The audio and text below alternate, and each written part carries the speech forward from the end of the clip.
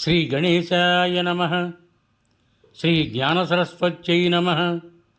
శ్రీ గురుభ్యో నమః. శ్రీ మహాగాయత్రీమాత్రే నమః.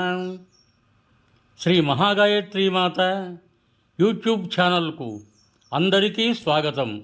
ఆహ్వానించువారు కాశీవజ్ర సుబ్రహ్మణ్య శర్మ, నిడదవోలు. శ్రీ భారతీతీర్థస్వామివారి బాల్యము కొనసాగింపు. ఆంజనేయులు బాల్యదశలో బంధువుల ఇళ్లకు వెళుతూ సకాలంలో ఇంటికి వస్తూ ఉండేవాడు. ఒకనాడు ఎంతసేపైనా అతడు తిరిగి రాకపోవటంతో తల్లికి భయం వేసింది.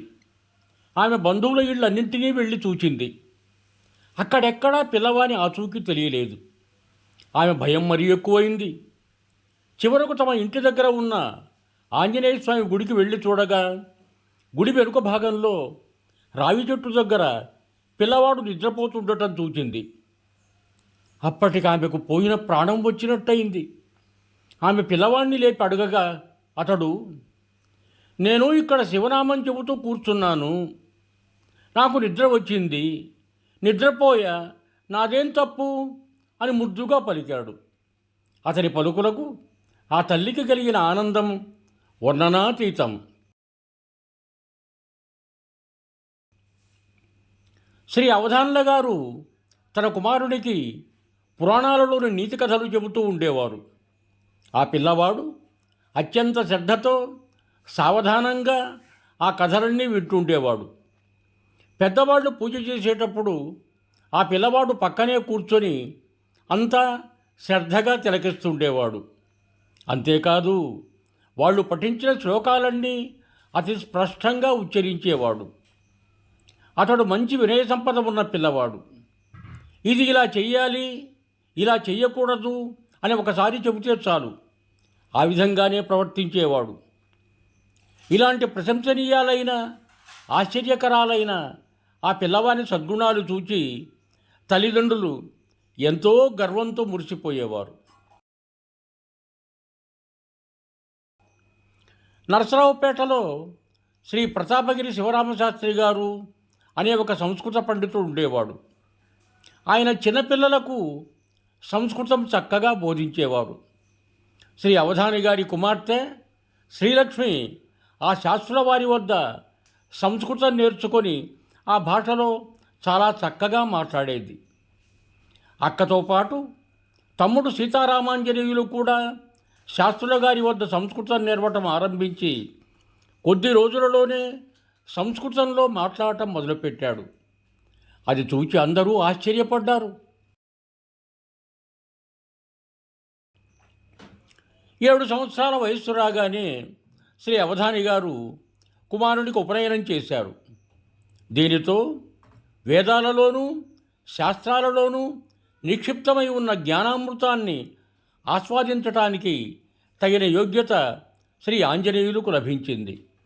ఉపనయనం వల్ల అతని నడవడికలోనూ ఆకారాదులలోనూ గొప్ప మార్పు వచ్చింది. అతడు బ్రహ్మచర్య ధర్మాలన్నీ తూచా తప్పకుండా పాటించాడు. శిఖావంతుడై ఫాలభాగం మీద విభూతి రేఖలను ధరించిన అతని ఆకారానికి సహజంగానే పూజార్హమైన ఒక అపూర్వ శోభ లభించింది. అతడు ఒక మామూలు పంచె ధరించేవాడు. ఉపనయనమైన నాటి నుండి అతడు శాస్త్రోక్త సమయాలలో సంధ్యావందనము, అగ్నికార్యము చేస్తుండేవాడు. గాయత్రి మంత్రజపం చేయటంలో అతడు అత్యధికమైన ఆనందం పొందేవాడు. అతనికున్న సంస్కృత భాషా జ్ఞానం ఆ మహామంత్రం యొక్క అర్థాన్ని గ్రహించటానికి ఉపకరించింది. అందుచేత జప సమయంలో ఆ అర్థం మననం చేస్తూ ఉండేవాడు. బ్రహ్మచారికి గాయత్రియే తల్లి, తండ్రి, గురువు అని శాస్త్రాలు చెబుతున్నాయి. అందుచేత ఈ విలక్షణ ప్రతిభాశాలి అయిన బ్రహ్మచారి వేదమాత అయిన ఆ గాయత్రీదేవి పట్ల సుస్థిరమైన శ్రద్ధాభక్తులను పెంపొందించుకున్నాడు.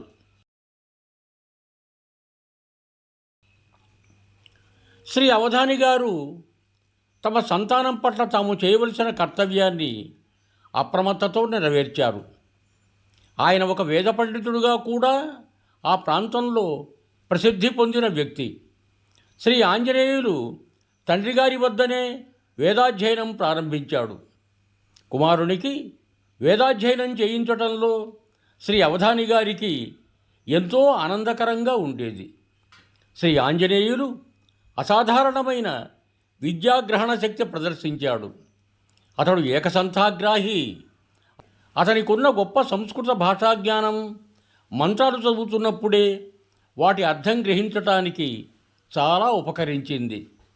కుశాగ్రబుద్ధి అయిన అతడు అతి స్వల్పకాలంలోనే తండ్రి నుండి చాలా వరకు విద్య నేర్చుకున్నాడు.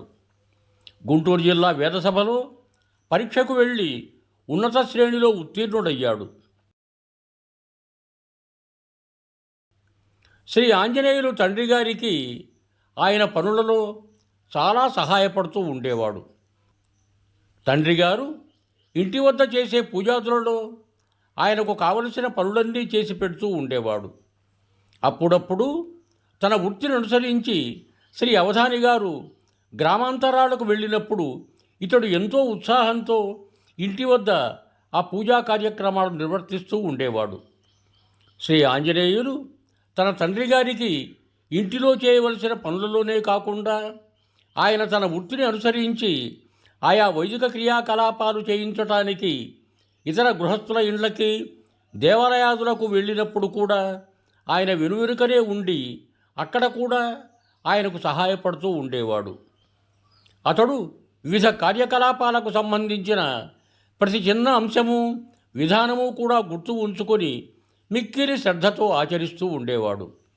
శ్రీ అవధాని గారు అలాంటి పనుల నిమిత్తం శ్రీ ఆంజనేయుల్ని రెండవసారి ఎక్కడికైనా తీసుకుని వెళ్ళినప్పుడు అతడు తన తండ్రి చెప్పవలసిన పని లేకుండానే క్రమం తప్పకుండా ఆ కార్యకలాపాలను చేయటంలో తనకు సహాయపడటం చూచి ఆశ్చర్యపడుతూ ఉండేవారు. ఇది ఒకనాటి సంఘటన. ఒక గృహస్థ కుమారునికి ఉపనయనం చేయిస్తానని అవధాని గారు మాట ఇచ్చారు. ఆ రోజున శ్రీ అవధాని గారిని తీసుకుని వెళ్ళటానికై ఆ గృహస్థు వారి ఇంటికి వెళ్ళాడు. అయితే ఏదో పని మీద గ్రామాంతరం వెళ్ళిన శ్రీ అవధాని గారు అనుకున్న నాటికి తిరిగి స్వగ్రామం చేరలేకపోయారు. ఆ గృహస్థుడు ఏం చెయ్యాలో తెలియని పరిస్థితిలో పడ్డాడు. అతని విషాదకర స్థితిని గుర్తించిన శ్రీ ఆంజనేయులు, నేను వచ్చి ఉపనయనం చేయిస్తాను అంటూ అతనితో బయలుదేరాడు. తన కుమారునికి ఎంతటి మహావ్యక్తి ద్వారా ఉపనయనం జరగనున్నదో తెలియకపోయినా గృహస్థుడు ఆనాడు తన తలపెట్టిన కార్యానికి ఆటంకం తొలగిపోయింది కదా అని చాలా సంతోషించాడు. శ్రీ ఆంజనేయులు ఎక్కడా తొణకకుండా బెణకకుండా ఉపనయనాన్ని యథావిధిగా జరిపించి ఆ గృహస్థుణ్ణి అక్కడి వారందరినీ కూడా అపరిమితానంద భరితుల్ని చేశాడు. తాను ఇచ్చిన మాట ప్రకారం ఆ ఉపనయనం చేయించటానికి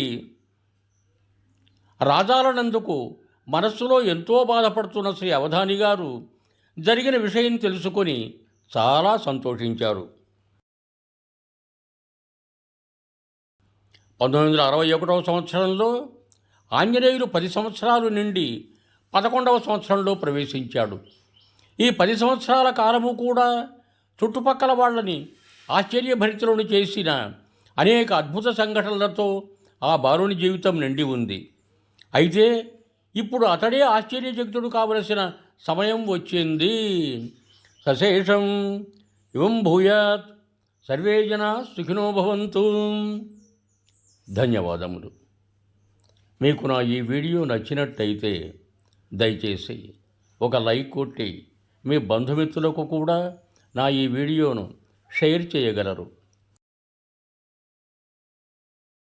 అదేవిధంగా నా ఛానల్ శ్రీ మహాగాయత్రీమాత యూట్యూబ్ ఛానల్ను సబ్స్క్రైబ్ చేయ ప్రార్థన. మరొక్క మారు ధన్యవాదములతో భవదీయుడు కాశీవజ్ర సుబ్రహ్మణ్య శర్మ, నిడదవోలు, తూర్పుగోదావరి జిల్లా.